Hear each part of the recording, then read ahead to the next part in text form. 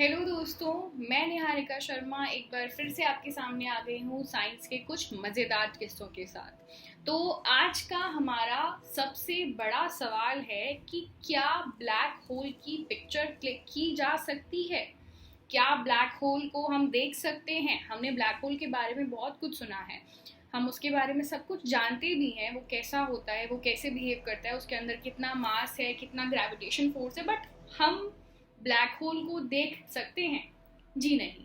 हम अभी तक जितना ब्लैक होल के बारे में जानते हैं, हमने एक चीज़ समझी है कि ब्लैक होल एक बहुत छोटी सी जगह पर एक बहुत बड़ा मास है, द्रव्यमान है, जिसके अंदर एक बहुत लार्ज अमाउंट में ग्रेविटेशनल फोर्स है, और इतने लार्ज ग्रेविटेशनल फोर्स के चलते कोई भी वस्तु, इवन लाइट की बीम भी वहां से रिफ्लेक्ट होकर वापस नहीं आ सकती है।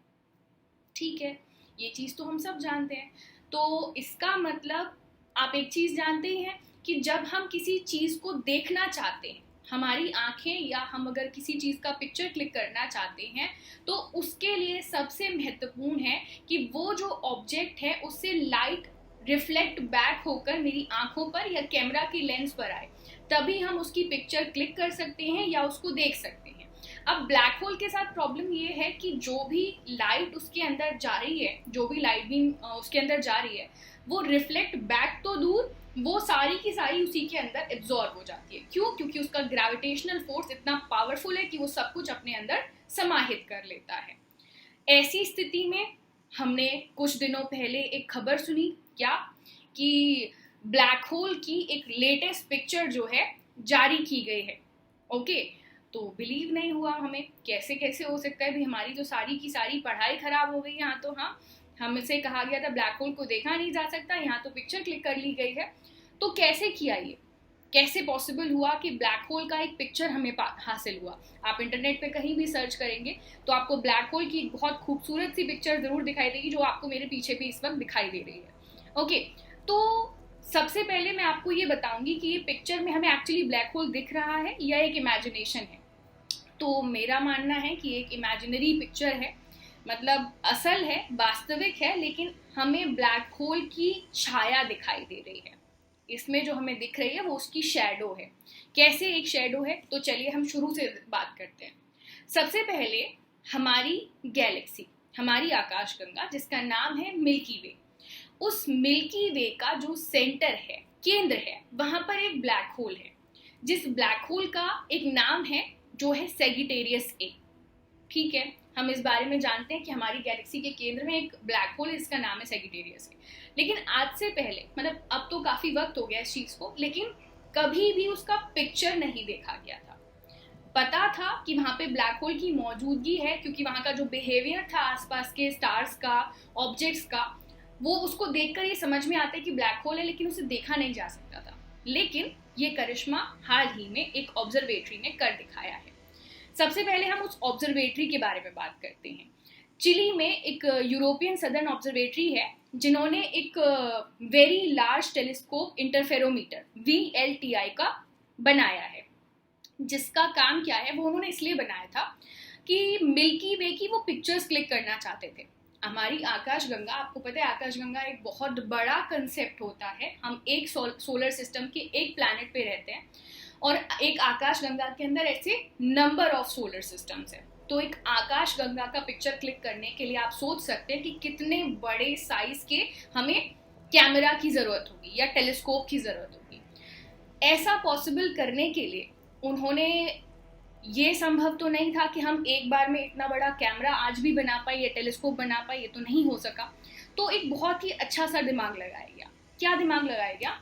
हमने 4 से 5 कैमरास को पृथ्वी के 5 तरफ सेटअप किया, अलग अलग डायरेक्शंस में, और उनको at the same time operate किया गया, जिससे कि जैसे आप लोग मोबाइल में पिक्चर क्लिक करते हैं पैनोरामिक मोड में, उसमें जब आप अपना फोन मूव करते हैं तो बहुत सारे फ्रेम्स आपस में जुड़ जाते हैं और आपको एक लार्ज इमेज मिलती है। तो बिल्कुल वैसे ही एट द सेम टाइम जब इन 4 टेलीस्कोप्स को अलग अलग जगह पर स्थित टेलीस्कोप को सेम टाइम जो है ऑपरेट किया गया, तो एक बहुत बढ़िया सा लार्ज उसका पिक्चर गैलेक्सी का क्लिक हुआ। लेकिन जब उस पिक्चर को देखा गया तो उस पिक्चर में बड़ी ही एक स्पेशल चीज मिल गई। क्या स्पेशल था? स्पेशल ये था कि फोटो तो ले रहे थे गैलेक्सी का, लेकिन गैलेक्सी का जब केंद्र का पिक्चर लिया गया वहां पे हमें ब्लैक होल दिख गया। कैसे दिख गया, कैसे पॉसिबल हुआ? इसलिए पॉसिबल हुआ क्योंकि उसके आसपास जो सितारे मौजूद थे, तारे मौजूद थे, उनकी लाइट की वजह से वो उसके चारों तरफ एक आउटलाइन, एक बाउंड्री बना रहे हैं, जैसे कि आप देख सकते हैं इस पिक्चर में, है ना।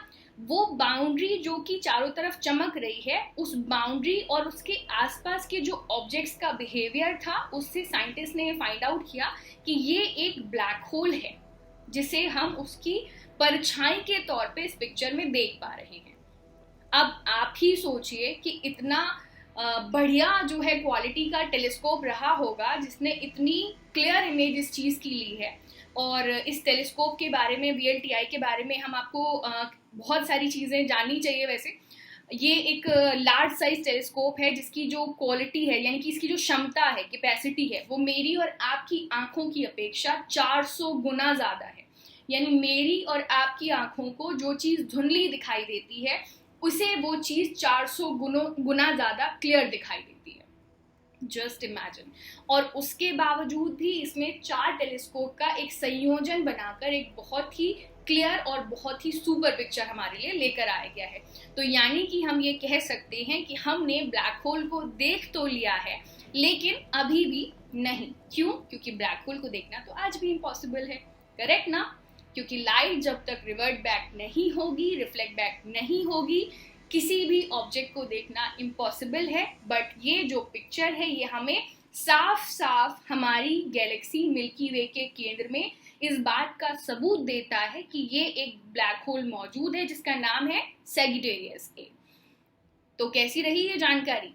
आज क्लियर हुआ कि नहीं कि ब्लैक होल की पिक्चर्स ली जा सकती है या नहीं? ली तो गई है, लेकिन ली नहीं जा सकती। दोनों ही बातें सही हैं। चलिए, तो ऐसे ही मजेदार फैक्ट्स के लिए वापस आइएगा चैनल पे। मेरा नाम है निहारिका शर्मा और ऐसी साइंस के मजेदार फैक्ट्स आपके लिए लेकर आती रहूंगी। चलिए, थैंक यू।